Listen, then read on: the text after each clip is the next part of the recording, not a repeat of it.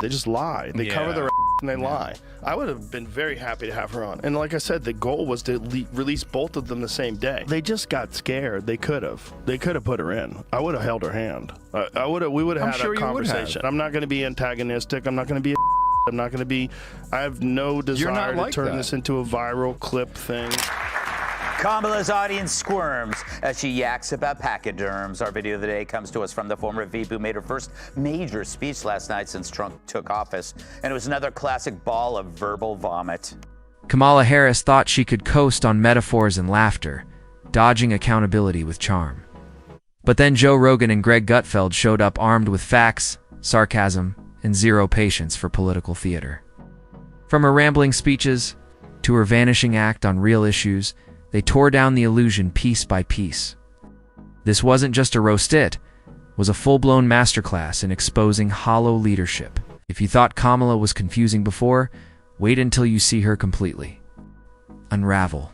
Buckle up, this one gets absolutely brutal. Favorite part was when Kamala Harris shows up, looks over and sees that Obama and Trump are talking to each other, and she goes like, Yeah, watch this. Look at her face. Off. Look how angry she is, dude. Look how angry she is. It's unbelievable. Melania's like, I can't believe I have to be first lady once again. She did her first sit-down interview all by herself like a big girl.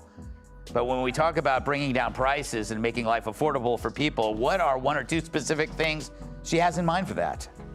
When we talk about bringing down prices and making life more affordable for people, what are one or two specific things you have in mind for that? Well, I'll start with this. I grew up a middle-class kid. My mother raised my sister and me. I grew up in a neighborhood of folks who were very...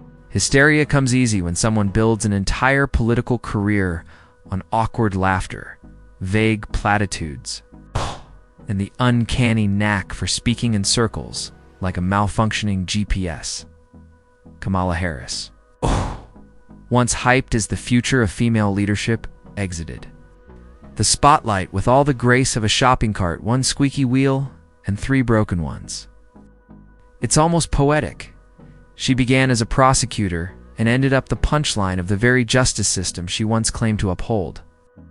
Greg Gutfeld, armed with receipts, razor-sharp sarcasm, and a rhetorical sledgehammer that left no illusion standing. Now that Joe's incapacitated, Cam gets celebrated. It's a master class in kissing some Cam ass. Video of the day comes to us from liberal media hacks who can't get enough of Kamala Harris since she became the Dems presidential Sharpton's like, please kill me. Sorry, Joe, the analogy doesn't quite work because unlike Rocky, Kamala can't blame her bizarre speeches on repeated blows to the head. If you're enjoying this video, don't forget to subscribe to the channel and hit the bell icon so you never miss an update. Now let's start with Kamala Harris's legendary talent for delivering sentences that sound like she read Kia cabinet instructions after downing 6 margaritas. Kamala didn't speak in policy, she spoke in loops. Try diagramming one of her speeches. It's less of a sentence and more like a verbal kaleidoscope. Joe Rogan wasn't about to let that slide. He tore into it like a man hunting for a coherent thought in a word salad made of recycled TED Talks and 8th grade motivational posters. There's an old adage a historian once dubbed a law of history. An adage an historian once called a law of history. True of every society across the ages. The adage is, only when it is dark enough can you see the stars.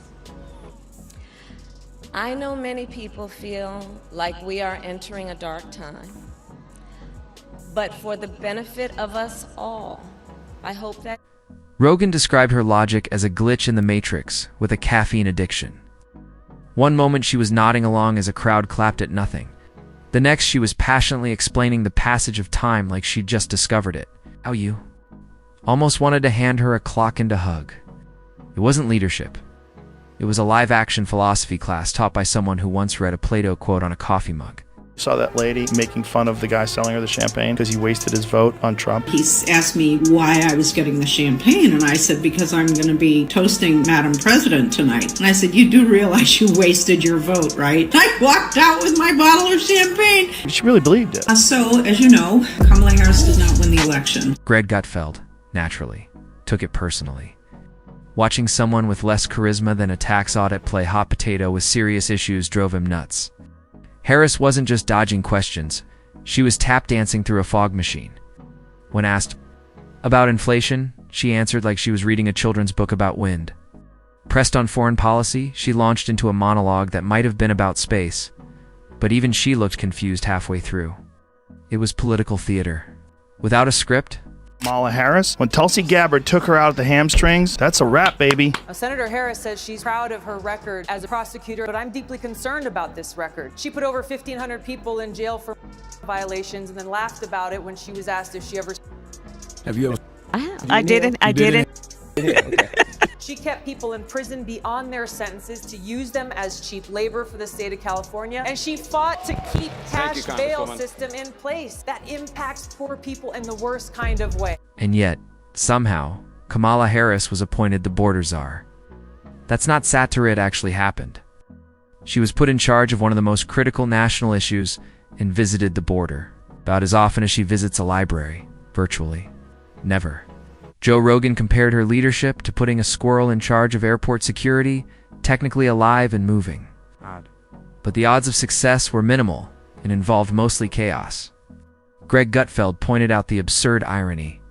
Kamala campaigned on transparency and progress, then spent most of her term hiding from the press like a teenager avoiding chores.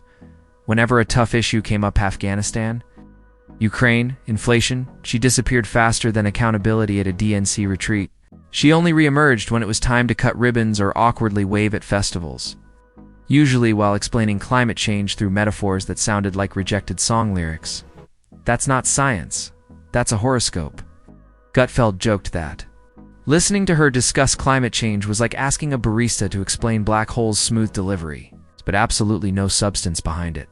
Candidate that is the least liked vice president of all time, the least popular vice president of all time, and then use gaslighting and the full force of the media machine to turn her into the future and hope. Right. And then she's gonna be changed, even though she's the sitting vice president. And then on top of that, this idea of change when the Democrats have been in control for what, 12 of 16 years? Right. Which is crazy. Like, this is the change. Yeah, I mean, obviously, I view this election as a turning point, like a fork in the road of destiny that is incredibly important. Greg absolutely loved her electric vehicle speeches. Kamala was fixated on electric school buses, not infrastructure, not grid expansion. Just the image of yellow buses humming quietly down the road, as if saving the planet hinged on giving third graders a smoother ride to school. Gutfeld likened it to repainting the Titanic while it was mid-sinking. Then there was her world diplomacy tour, which turned into a masterclass in international awkwardness. She visited places like Poland and Germany and acted like she was hosting an icebreaker at summer camp. Nervous giggles, empty slogans, and the occasional accidental insult. Rogan quipped that watching her at a global summit was like watching a substitute teacher explain nuclear disarmament with sock puppets. The irony? She somehow became the poster child for leadership while consistently avoiding it. She outsourced decisions, ducked accountability, and delegated like a bride planning a wedding she had no intention of showing up for. You say one nice thing about Kamala Harris? I mean, she's there. Yeah. Good job. I mean, if this is Rocky, then it's Rocky IV, and Biden's Apollo, and Nancy Pelosi's the Russian that kills him. But like Donnie Douche, he said he's in love with her, and now his sex doll is very jealous.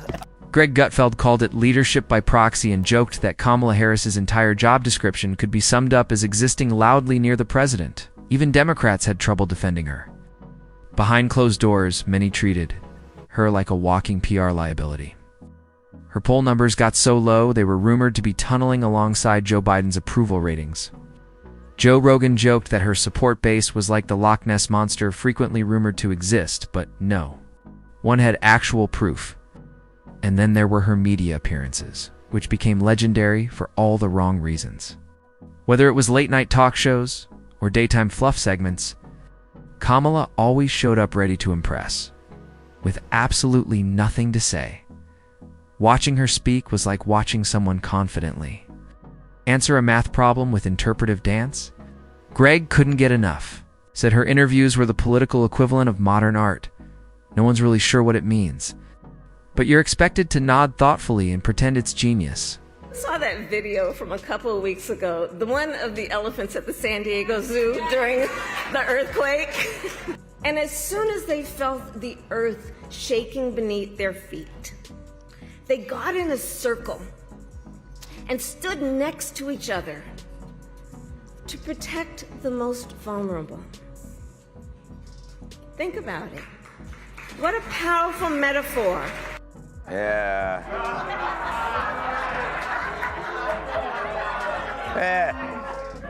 It's almost like they built a wall.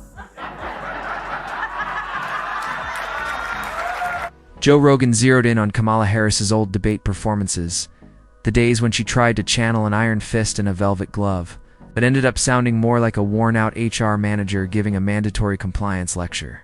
She torched her fellow Democrats during the primaries, only to join their ticket later with the enthusiasm of someone pretending to enjoy a vegan casserole.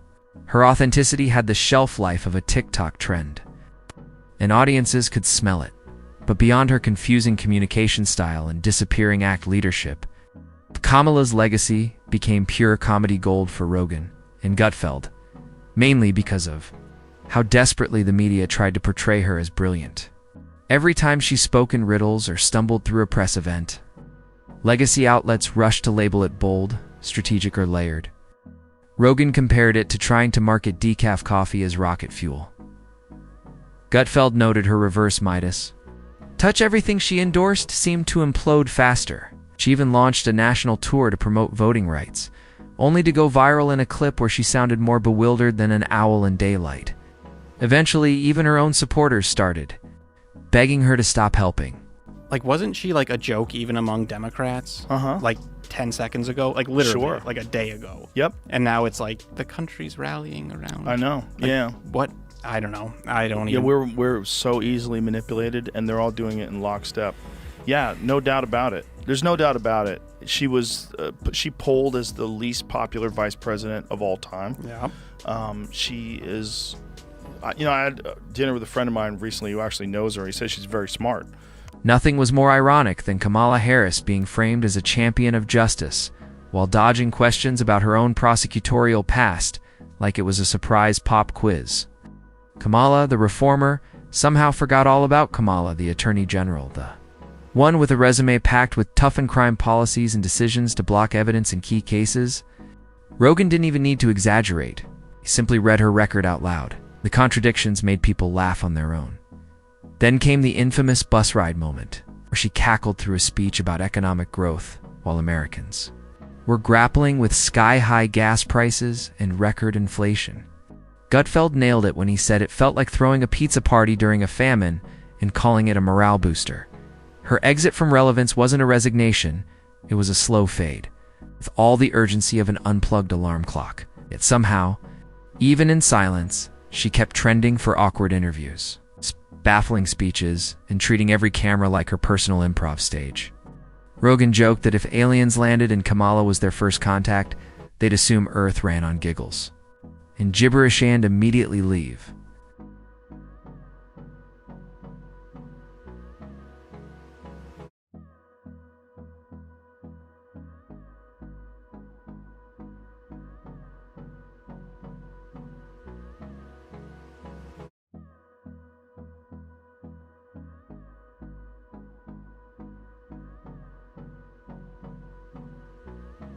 Gutfeld reminded everyone that Kamala Harris was supposed to be the heir apparent, the next big thing in American politics. And what did the country get? A mixtape of missed opportunities, verbal gymnastics, and a masterclass in how to speak. Endlessly without actually saying anything. Joe Rogan summed it up as a case study in style over substance, collapsing under the weight of its own hype. Kamala wasn't a villain, just a cameo in a political drama desperate for a main character. Her greatest legacy might be lowering the bar so far that future leaders will need a backhoe to dig it back up. Then came her final press tour, a brief and baffling return to the spotlight, where she endorsed policies she once pretended to understand.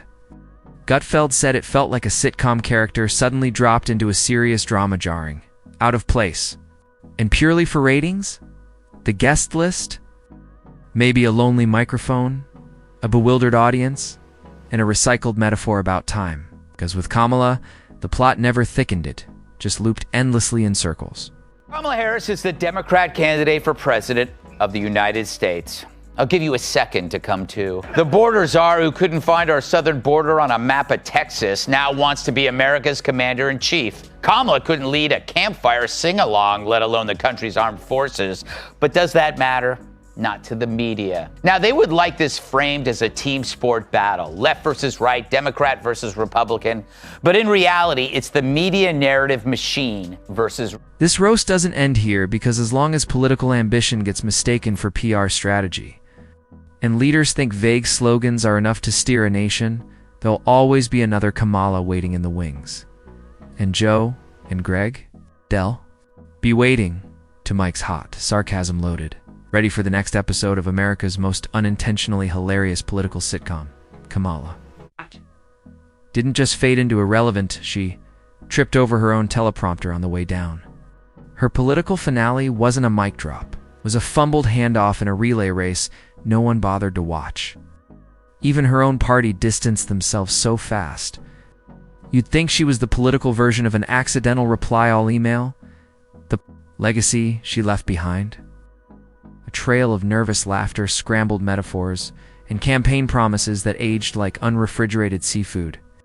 It wasn't a crash, it was a slow motion, unraveling with all the grace of a swan dive into a kiddie pool. The way that I could do it, and I even offered to do it late that night. So the night that Trump came on, I'm like, what if we do her, like when she's done in Texas, if she came here? But no one ever committed to doing it. This is like really important because they keep pretending that I lied or I did this or I did that. They never committed to doing it. Well, we went through, I've got a whole, we have all the receipts, by the way. Of course. I have a whole list of conversations that took. Rogan wrapped it up perfectly, saying Kamala Harris's career proved that charisma without content is just theater. And Kamala wasn't Broadway. She was community improv night with a broken spotlight. Every policy appearance felt like someone trying to solve algebra with finger puppets, and the applause? That was just the crowd unsure if she was done or still buffering. Gutfeld, in peak form, quipped that if Kamala were a brand, she'd be the mystery flavor of a failed soda, briefly hyped, quickly dumped, and now a trivia question no one wants. To answer, her story turned into a cautionary tale of over-promising and under-delivering, all wrapped in nervous laughter and vague, deflective slogans.